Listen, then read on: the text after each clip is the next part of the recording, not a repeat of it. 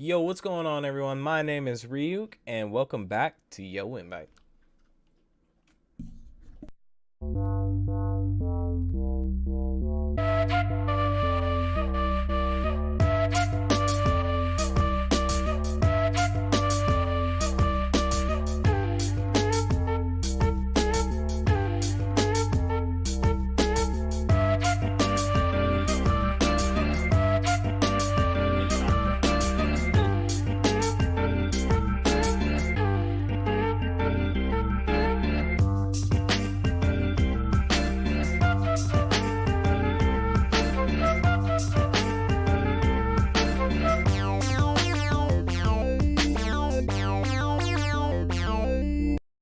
Yo, what's going on, everybody? My name is Ryuk, and welcome to Yo Invite, the podcast where I bring together your favorite geeks, gamers, and goofballs into one place so we can talk about all the things that are pushing our culture forward. Before we get into I tried to do it fast.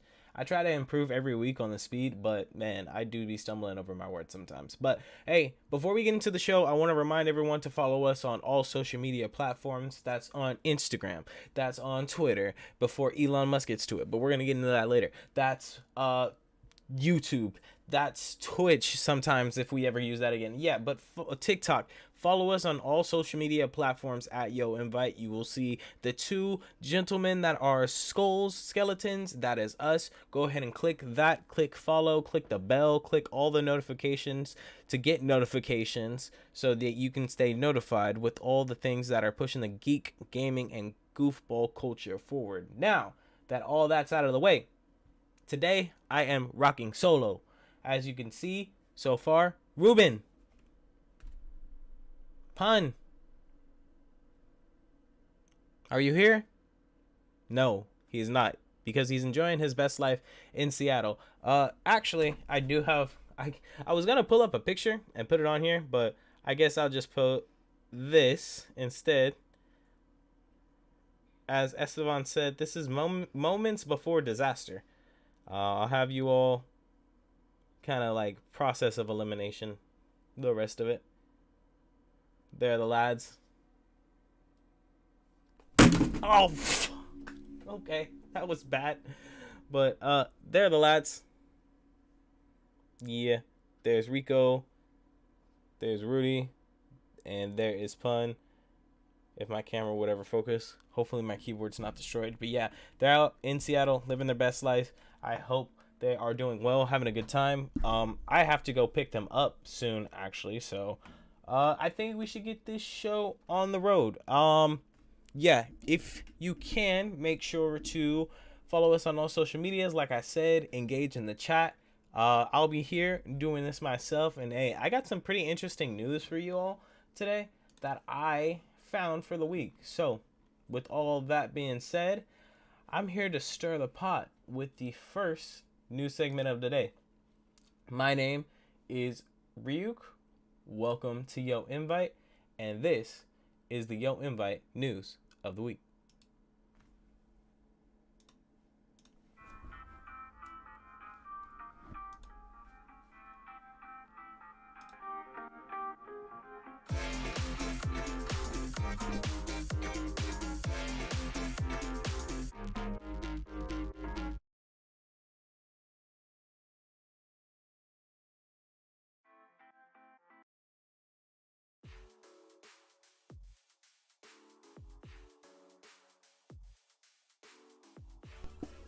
All right.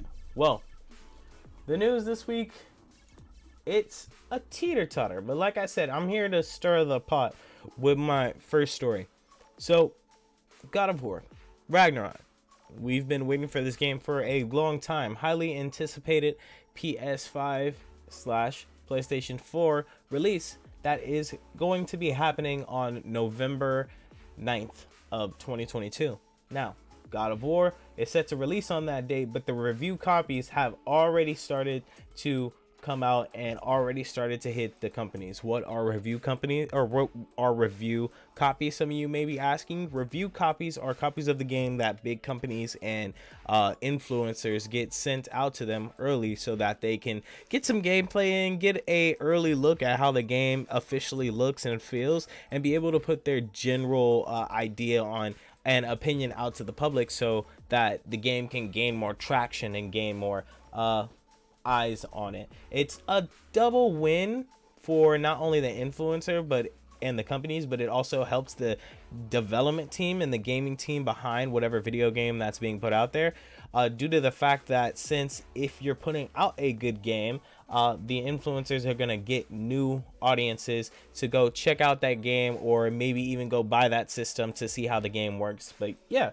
that's a win-win. Like I said, the companies get a win because they get to get the benefits off the influencers, and the influencers get a win because they get to benefit off of the companies by getting that early copy of the game and getting more people to see their streams and their content, etc., etc. Now, this with the reviews have started to come in, and we've started to see 10s all across the board. There's been 10s from IGN, 10s from Game Hub, 10s from Push Square, VGC 10, Metacritic 10,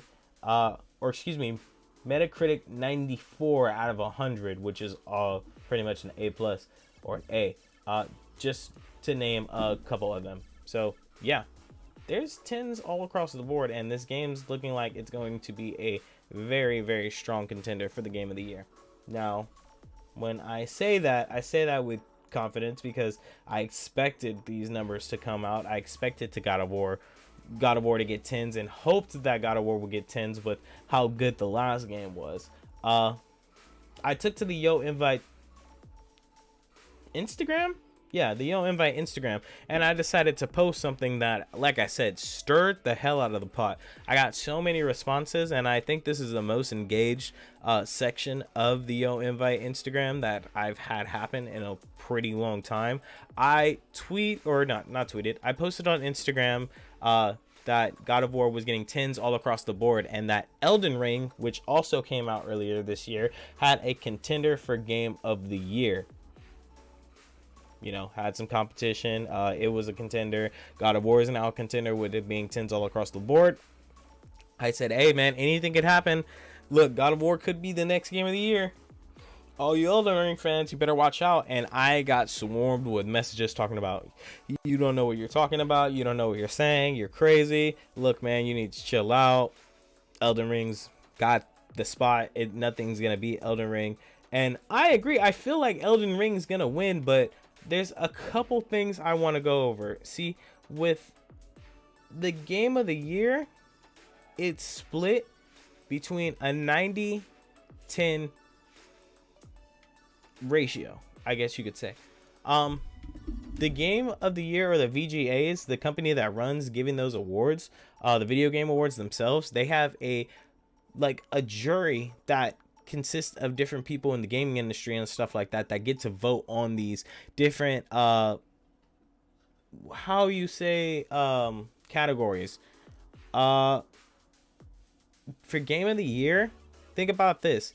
You have a 90% at the table who's going to say, I want this game, I want this game, I want this game, I want this game, and the 10% that's left goes to us. Those are engagements through the fans and stuff like that. We do get a vote, but our vote matters this much compared to that 90% split. Now, we all might say Elden Ring, but some people might love God of War so much that they will say on that 90% table that they want God of War to win Game of the Year. Anything could happen. Now, why do I think Elden Ring should win Game of the Year? First off, a little bit of facts. 238 bosses, 30 different quest lines, and up to 309 weapons that are all unique in their own sense and own way. I wouldn't say unique in their own sense. There are some unique weapons, but there are plenty of weapons for you to find. 309, you can do a variety of damage, variety of story building and characters with just said weapons. On top of that, it was helped, or has a hand with, the same person who wrote the Game of Thrones books, is behind the TV show, so on and so forth. Look, 90-10, I'm hoping Game of the Year goes to Elden Ring. We can only pray, but I still want to bring up the question, Who do you think is going to win Game of the Year? I think between all of things that are going on all these games that are being put out, it's down to the wire with two. It's up to God of War and it's up to Elden Ring. I feel it's Elden Ring, but what do you have to say? Comment down in the comments below, or even comment on any of the social media posts that you see this video on. Moving on to our next story. So our next story, let me go ahead and switch up the music really quick.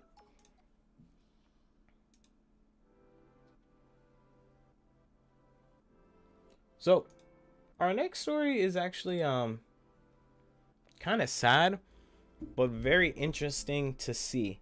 So on Friday, November 4th of 2022, reports from all angles started to hit the mainstream media saying that Elon Musk had began to lay off Twitter employees via email. Now, there are yet to be an exact confirmation as to exactly how many former employees from Twitter were let go, but the number is estimated to be around 3,700 staff jobs, ranging from the US all the way to the UK branch of Twitter.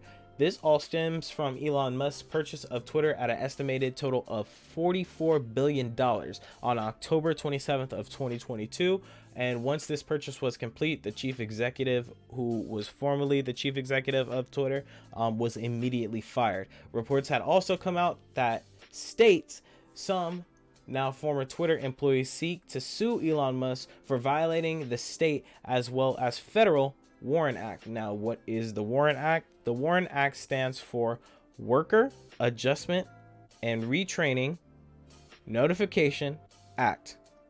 And what that means is employees must be given a 60-day notice as to when there's going to be a massive layoff. You can't just massively fire a whole 50% of your company. You have to give them a 60-day notice so they can seek other places of employment and stuff like that. It's kind of like you giving a 2 weeks notice to your job, but the only thing is it's backwards. The job has to give a notice to you, a month's notice at that, and it's mandatory for them. You don't gotta give a 2 weeks notice. You could just dip. Anyway, moving on. So I also read an article that stated that Twitter is now asking some of their former employees to come back. And this article comes from the website Bloomberg.com. It stated that Twitter was asking some of its employees to return after either firing some of them by mistake. How do you mistakenly fire someone? I don't know. Or before realizing, get this one, before realizing that their work or experience may be valuable to the company. So Elon Musk pretty much went to Tesla and went to some of these other companies that he owns, and he took some of the team to come out and look at the layoff list and look at the layoff kind of instructions and how the layoffs were going to go, and said, how did this look? And that whole team said, okay, looks good, go. That was a rookie, well, I wouldn't even say a rookie mistake or a rookie move. It was just stupid on all parts. You can't just lay off 50% of your company and expect one, people to not take action on that, but two, expect that to be the right move. You have to treat these people like humans, not ants in a working farm. Moving on. Last point, there are also rumors stating that Twitter will possibly begin to charge up to $20 a month for verification badges, the little blue check marks that you see on the right of certain celebrities and people's names, and $8 a month to have tweets reach a wider audience and stand out more. So this, I believe, stems from Elon Musk trying to make free speech and accurate information on Twitter more quote unquote accurate.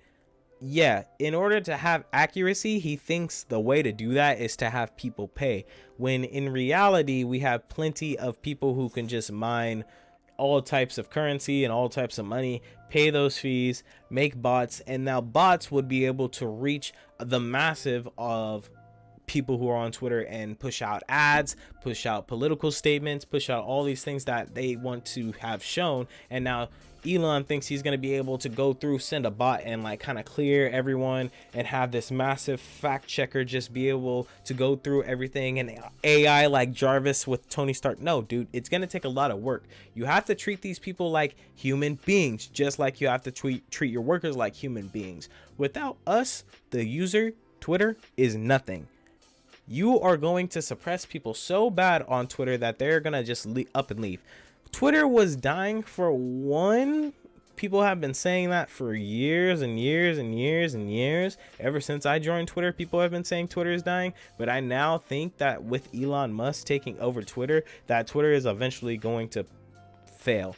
I don't wish failure upon anyone, but I kind of read between the lines, and I'm not paying $20 just to have a blue check mark by my name when I can work hard and just have people know my work based off of my work ethic. I'm okay.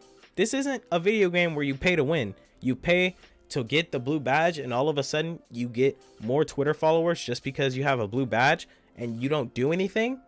And on top of that, you want me to pay $8 to tell people to come follow my podcast, Yo Invite, on YouTube every Sunday at 7 to 8 p.m.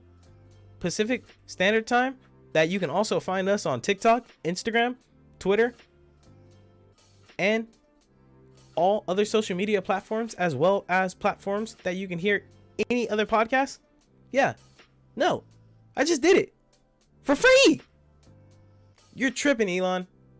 And for all you Elon riders, I should say, you Tesla riders, I guess you should say, I could say, not all Tesla riders are bad. I love most of you. But all you people who have just been Elon fanboys, kind of look at what he's doing to Twitter and just realize the more he's going to get his hands on, the more interesting things are going to get. Be careful, because you don't know what he's going to do next.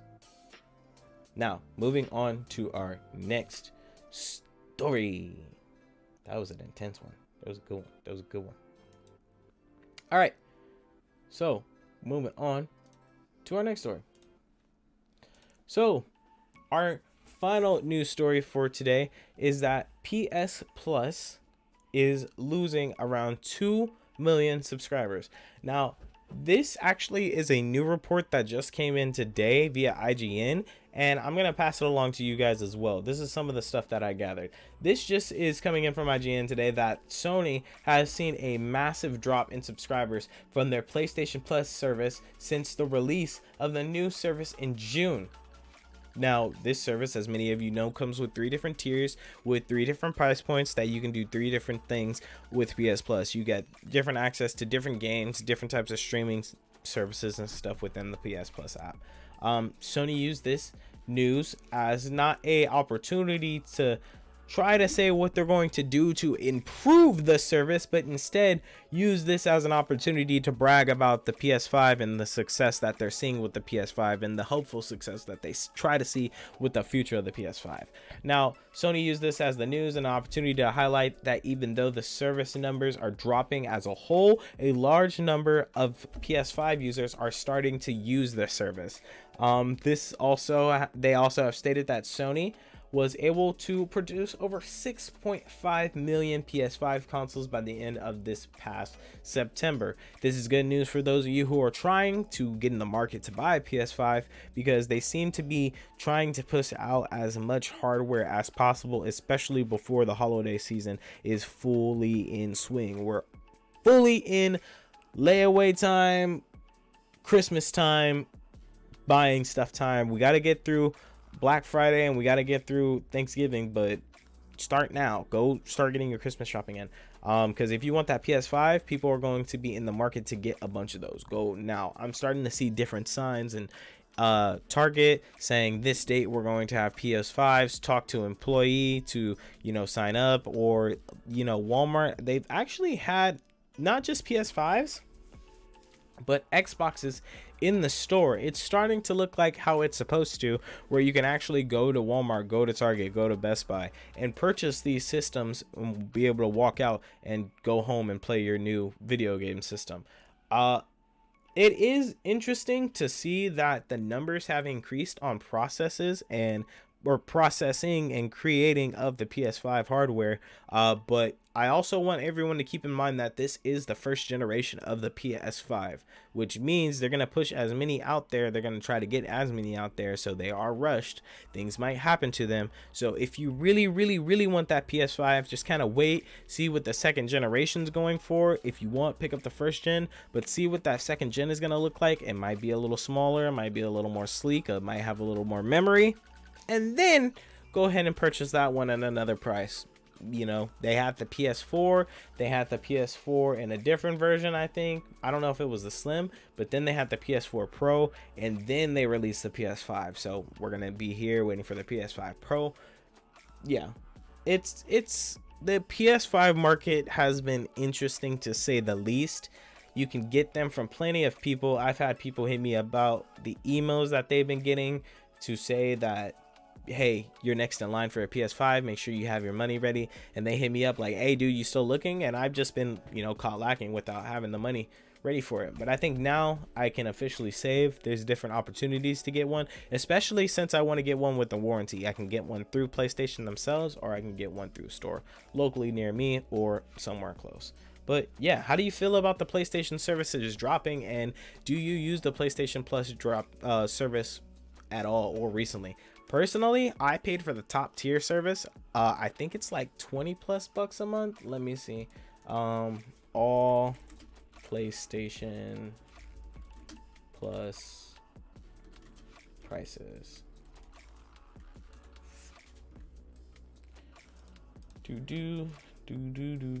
So there's 3 memberships and there's 3 different plans. You got the premium, you have the extra, and you have the essential. See available membership plans. So with the premium at 1 month, it starts at $17.99 a month. 3-month subscription is going to be $49.99 a month, and 12-month subscription is going to come in at a total of $119.99 for 12 months. This is having access to different game trials, cloud streaming, access to Ubisoft classics, PlayStation classics, etc., etc. Next up is extra. Extra is going to be coming in from the lowest price range, $14.99, middle $39.99, 12 month $99.99, and the essential, which is just kind of like the basics, you just want to play online. It's going to be 1 month $9.99, 3 months $24.99, 12 months $59.99. I've been PC gaming a lot lately, and there's a lot of free stuff on the PC that you could use, see, and do. So for me, I think I'm just gonna cancel my subscription, if not just pay for the essential and keep it pushing. But yeah, how do you all feel about PlayStation Plus? Do you think it's gonna last long? Do you think that they're gonna change their services up, or do you think that they should just call it? Yeah, let me know in the comments below, and let me know in the video comments below. Do I have anything to say about any of these articles? Well, I think for the game of the year, it's gonna be an interesting fight.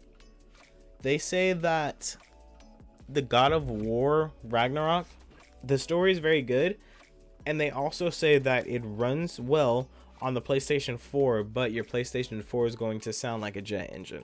Now, I don't know when your PlayStation 4 doesn't sound like a jet engine with some of these new like video games that are coming out, but I do want to play this game. I do want to play this game. I feel like I can't properly compare the two because I still need to finish Elden Ring. Fun fact, I still haven't finished Elden Ring. But I'm thinking about starting from the beginning. A lot of people tell me not to, but I think I'm going to, and I'm just going to stream it and kind of have chat help me guide me through it. Because I want to be able to finish a Dark Souls-ish game. I want to be able to finish a From Software game, dude, because I want to be in that league. I want to be one of those guys. Elden Ring was amazing. Elden Ring's fun. I love the weapons. I love the customization. I love what you can do in that game. The only gripe I really have with that game is being so lost when it comes to trying to figure out what to do next in the quest lines. There's been some moments where, or this is one of the reasons why I don't play Elden Ring as much anymore, is because I got so lost and got so confused on what to do from not playing for so long or just hopping on to other games and other multiplayer games with my friends that I didn't even know what to do next in my quest line. I didn't know where to start. I didn't know where to go. I didn't know who to talk to, what to fight. There's no quest log. There's no quest book. And I get it, from software, you just gotta go where you gotta go and figure it out and get good. But in a game that big, you have to have organization. Now, there's plenty of wikis and there's plenty of websites that'll guide you through quests and guide you on what to do in those quests. But I would just like something simple. Give me a journal, give me a log, give me something to say who I talk to, where to go, who to meet, something like that. There might be something like that in the game, but I haven't been able to find it. I need to go back and play it. Yeah. That game is huge, dude. And with God of War, I know it's super linear. And I know there's going to be opportunities to do side quests and stuff like that. So I'm really excited to just get back into a classic story with really just some interesting characters. I want to see where Atreus' story is going to go. I want to see how Kratos and Thor are going to interact with each other. I want to see more. I just want more. I want just more God of War. And since this is just the second in the series, I want to see how the story is going to end and how they're going to set up for the third game. But yeah, excited nonetheless. Any other thoughts on any other stories? I'm not paying for Twitter. I'm not paying for any other app. I'm tired of paying for services that, like, I would think benefit me, but really they just kind of take my money and they kind of set me back a little bit. The grind doesn't come easy and you have to start somewhere. Maybe eventually, if Yo Invite and all this stuff gets bigger as a whole, I would pay for those services. But as right now, someone who's just using it to kind of push the podcast a little bit and just see what's going on in the world a little bit. I don't really use Twitter that much. That's why I'm saying a little bit. That stuff can wait. I'm not too excited for that. I'm not too happy about it either, because for those people who are actually using Twitter all the time, what does that mean for them? Some people, most people, I know damn well, I don't know anyone who got $20 a month for Twitter. And if you do, more power to you. And on top of that, let me hold something. But yeah, they driven. And yeah, I think that's about it. So, with that being said, this might have been the quickest episode of Yo Invite to ever happen in history. I gotta go see how long the one Ruben had was. Pause. But yeah, once I figure out that time, I should be able to figure it out. But yeah, if you enjoyed anything that you've seen today, be sure to like, follow, and share with at least 2 of your friends to help us grow. Anything you do helps us grow in a massive way. So please, please, please help share and help Yo Invite grow. Thank you so much for tuning in. I guess since Ruben isn't here, it's my job to mess it all up.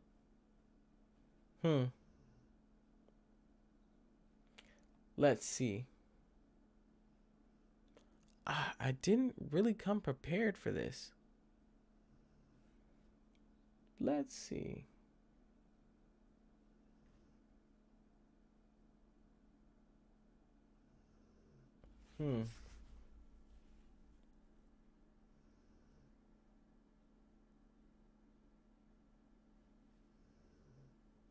I don't have a story, but I'll say this. No matter how big you may be, no matter how tough you may think you are, no matter how gangsta or hood you may take yourself as, always remember one thing.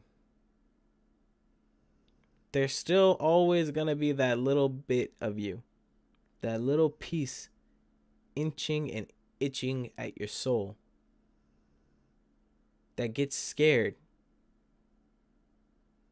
when the shower curtain is pulled all the way while you use the restroom. Yeah, we know you pull the shower curtain back before you use the restroom. Wuss. You know what we also know? That you run up the stairs after you turn the light off. Grow up. You're not yourself. Have a good night. This has been Yo Invite. Bye.